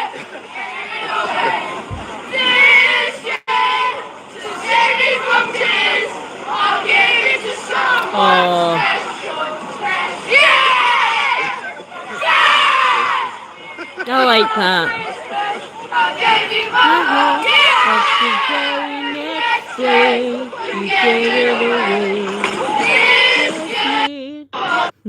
It's now been 2 months since my property was booked out under a fake ID and then used by a grooming gang of over 20 men. They had 14-year-old girls in the property with them. And I just wanted to do a bit of an update because I have now heard from the police. The police have called me after 6 weeks of absolutely no response. It was a lady officer, and she said the man. Many young girls do you think have been? It's not even worth thinking about. And who was dealing with it before the constable has now been removed. None of the information and evidence that I gave on the evening to the officer to his notebook has actually been logged at all. So they had no information at all. They still don't want the evidence and basically asked me to drop my charges. My charges, for me, I'm the victim of the criminal damage, as you can see in the video here. They still have it down as a child sexual exploitation case, so I'm going to give everything that I can to see what happens with that. Obviously, I probably won't ever find out. You can probably... Honey, don't you dare let them drop them charges. Hear in my voice, and I just wanted to remake this video to say sorry to all of you, because Honey, the video... It's not your fault. It's not your fault. You didn't rent your property knowing that these scumbags were going to do that to these young girls. You can't blame yourself. Did the rounds again the other night, and I stupidly watched it, and I end up having really extreme nightmares. I just feel... Sass, why don't you stand for reform? Why don't you love reform? Reform, reform, reform, reform, reform. No. And here is just this example alone as well. I will never, ever, ever stand for reform. I'm fed up of non-English representing this country. For us to regain any sense of national... I don't know, like, Zia Yusuf, I feel like, I don't know, like, to me, that seems just a tad racist to me. Zia Yusuf might be, like, Muslim and stuff like that, but he is very much in love with his country, and he does love England, and he's one of the very few, I guess, that calls out the grooming gangs and stuff like that. And I can understand why people have got like this kind of fatigue regarding certain groups of people, but you again, like, you can't tar everyone with the same brush. See if like people came to Britain and assimilated, and even though they want to practice their religion and or whatever, so be it, as long as it doesn't dominate the religion of the what the country actually is, which is based on Christianity. And as long as they love the country and want to see what's best for the country, I don't know, I'm okay with that. Identity, which I know that people are craving. I speak to friends, family, people are craving that. We do not need people from Pakistan, from Bangladesh, from China, from anywhere else apart from England representing our... It did annoy me. I did see like an MP who has, you know, the one that was like want to remove all the British flags, and he's like, I'm anti-monarchy. I think we should abolish the monarchy. I think that angered me, because like, how dare you come into our country, right, and try to abolish an institution that's been at the backbone of our country. Not I'm saying that I love Charles. I don't. I think, in my honest opinion, I do. I think he's a secret Muslim, but how dare you want to like come in and abolish something that's been the backbone of this country for over 1,000 years. I would never go to Japan and say, oh, I want it, let's get rid of the emperor, you know, because that's their history and that's their culture. Don't come into another country and say, yeah, let's get rid of their monarchy, because no, we have a constitutional monarchy, and this is how we have lived our life for over thousands of years, and it's no, absolutely not, no bloody way. If there was ever a vote to like get rid of the monarchy, it should be it should be the people that you know what I mean. You know what I mean? Not just someone that's been here like a few years saying like, oh, let's get rid of the monarchy. Absolutely not. I would never go to like your country of origin and say, let's get rid of that, let's get rid of that, let's get rid of that. Let's get rid of like Islam, let's get rid. No, absolutely not. Absolutely not. So you can go and pee off with your Republican crap. You have no say in which the British people want with our monarchy. It is the backbone of this country for over 1,000 years. And it is staying, regardless of how flawed, I guess, some of them are. They're part of us. They're part of our culture and history. People, it's as simple as that. It's not racist to say that. It's completely entirely normal. Would you go to Pakistan and see a white man standing there? No, you wouldn't, because you get called a white supremacist and we'd know all about it. And yes, I know Reform are going to win the next general election. I'm not opposed to that at all. I don't want to see this left-wing tyrannical government continue anymore. The thing is, though, like, I get in a way what she's saying, but I also get where, that's like saying let's get rid of like every immigrant that's like not white. They shouldn't have a say in the country and stuff. That's wrong, because if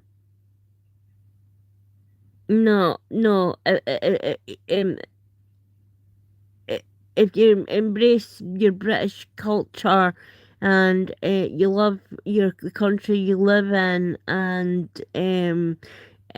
you live like under like English culture, etc. That makes you like a British citizen. What we want to do is get rid of the people that hate Britain, that want to change Britain. Not the ones that are here. You know, like you've got like even like Ben Habib and stuff like that are here, that absolutely love the country and want to see the best for it.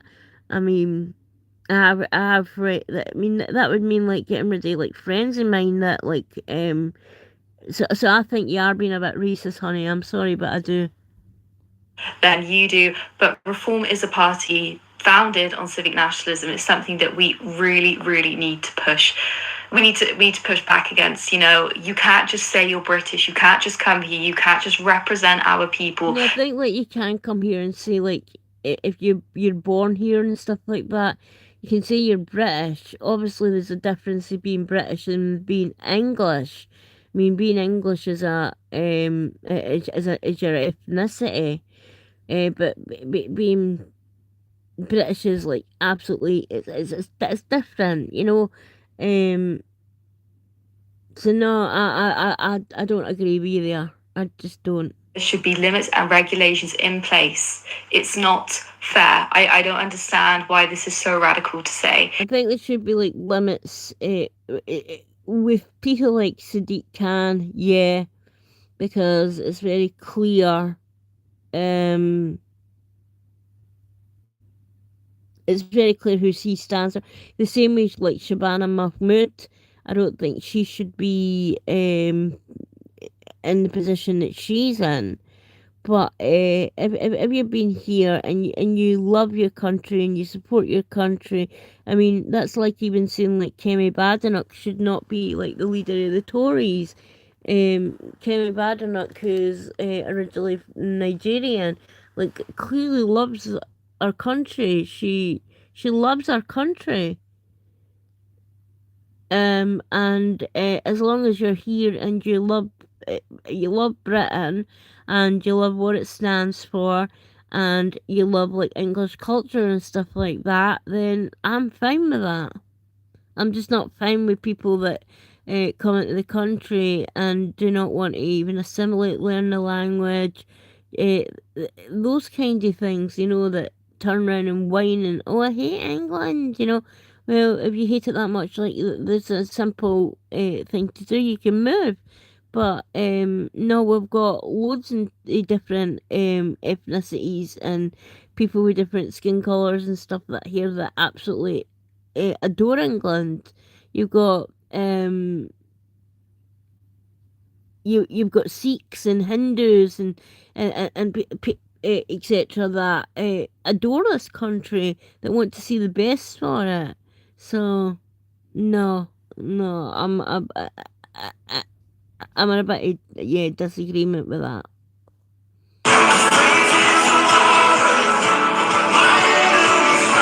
If you hate God's plan, skip it. If you trust God's plan, type amen.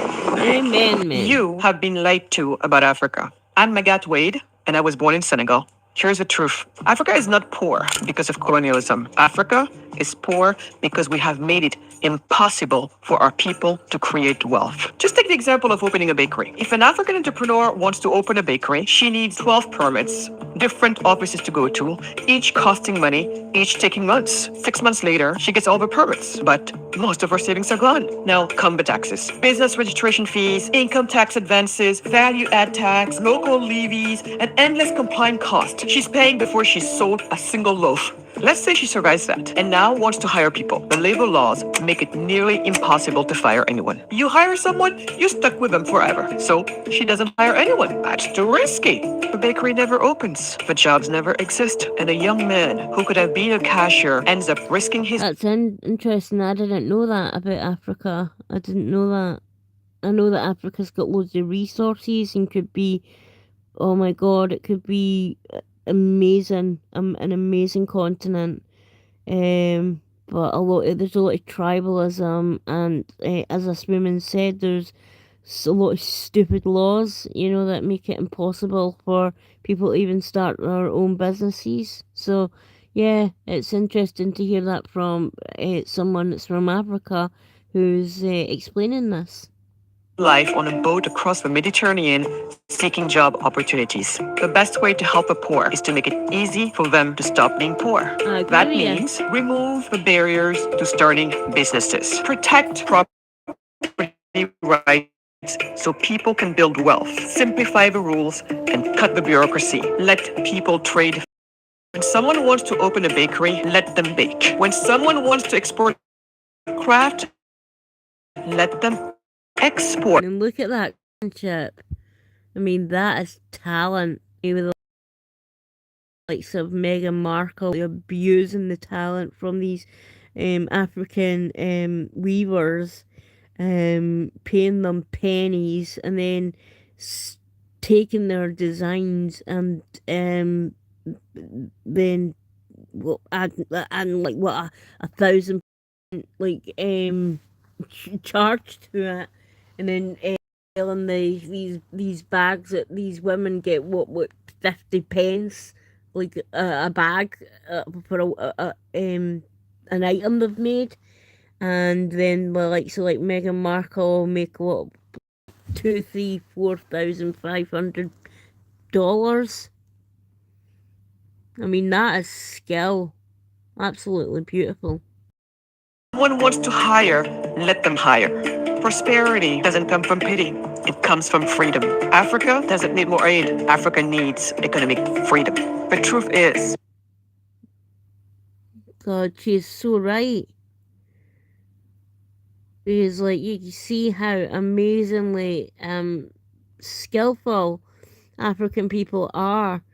And if they're being absolutely...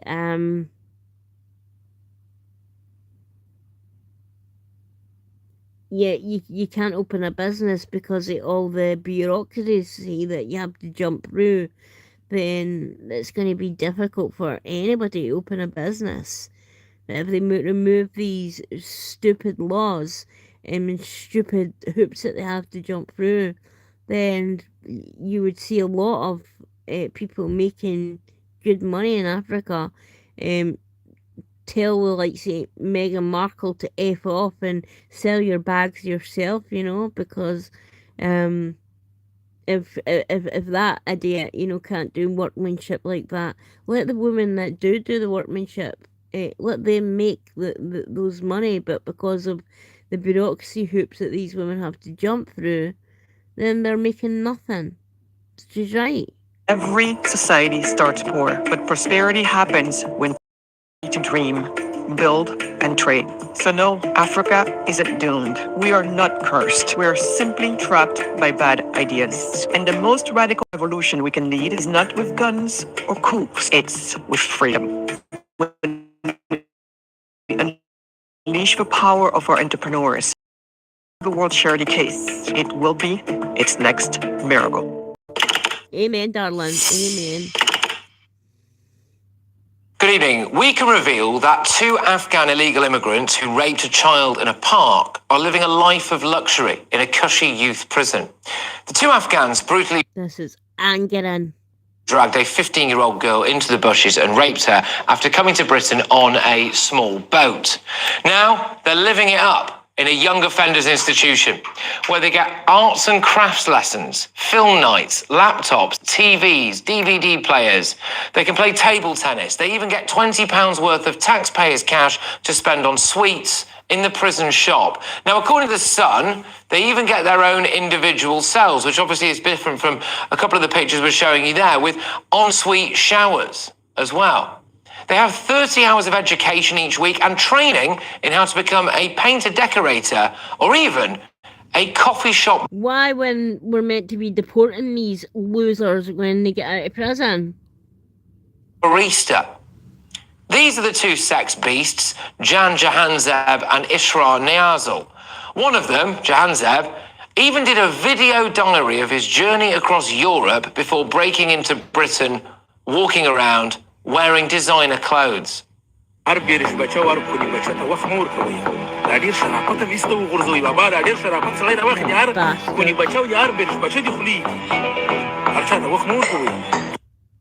Staff at the youth prison are quoted in The Sun as saying they think that those 2 might actually be lying about their age. Who'd have thought it, eh? Who'd have thought it? And they pretend not Definitely, I think like the one with the beard, I think he's in his 20s. to be able to speak English when it suits them. Now, this has been a really bad week. Speak English when it suits them. They didn't even know the year they're born. They don't know the month they're born. They don't know the date they're born. But how the hell did they manage to make it all the way through Europe and have paperwork in that through there? But then all of a sudden they lose it in the channel. Does they know if they say they're children, then they can't be deported back to Afghanistan? They've learned, and it's the lefty lawyers as well that have learned to play this, teaching these people how to play the system. I mean, can you believe, like, they're living a better life than most Brits are? They're living a better life than I am. For the Refugees Welcome Brigade. A failed asylum seeker living in a migrant hotel raped a woman in her own home. An Iraqi small boat migrant was found guilty of sexual assault after attacking a woman on a train in Crawley. An Afghan national has been convicted of sexually assaulting 2 9-year-old boys in Nottingham. What the bloody hell? Like I said, there's been a multitude of rapes done by asylum seekers. We're just told about very little of them. We only get told about the ones that like squeak past like the newspapers, but what about all the ones that we're not told about? And one Afghan who answered, "I don't know," more than 150 times during an asylum application hearing and couldn't say how old he was, has been granted asylum.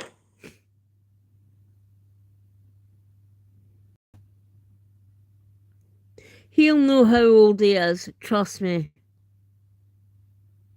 It's non-stop. It's every single day.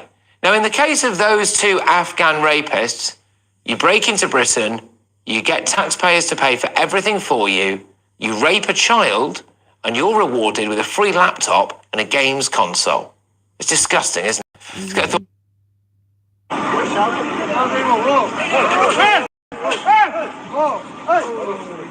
Hey!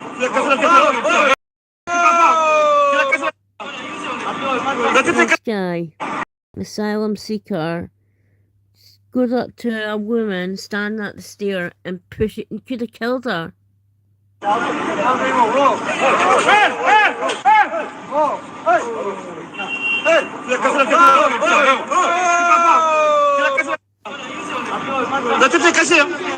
rien fait. C'est rien fait.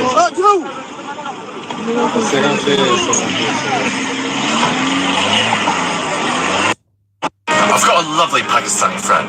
He's only a little bit rude. Listen, if you're marrying your cousin, it's not a honeymoon. It's a family trip. Also, leave the goats alone. I've got I would not even bother listening to anything from Hope Not Hate. What I will tell you is young Bob has already earned respect. He's a young lad who must be under immense pressure in our politics. So to all of our support base, all of our fan base, no one should have any hurt feelings over whatever's been said. I don't really care what's been said. I don't really care if young Bob criticises me. I don't know if he has. I don't care if he has.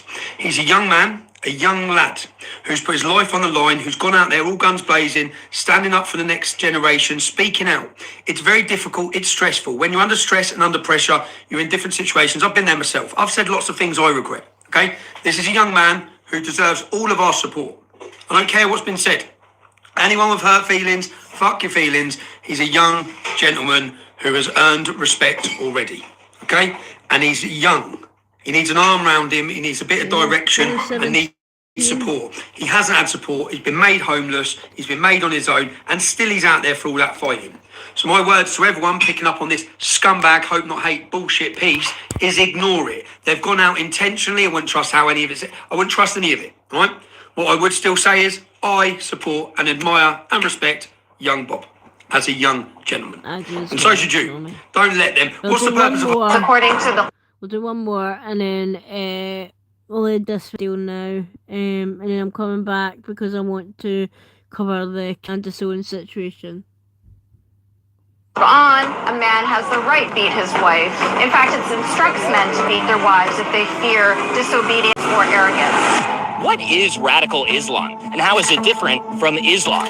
Today I fly in author and survivor Yasmin Muhammad to help explain. I'm assuming you knew of his involvement during the marriage. Unfortunately, I didn't. Oh, you did not? Yeah, I was married to him against my will. I was just 19. I did learn through CSIS, Canadian CIA. They're the ones that told me of his involvement with Al-Qaeda and his relationship with Bin Laden and everything. And by then, I already had a daughter with him. Oh my goodness. I'm so sorry you went through that. What was the feeling when you found out? I wasn't too surprised. He was a pretty evil person. They showed me a picture of him behind bars in Egypt, and they said, "You're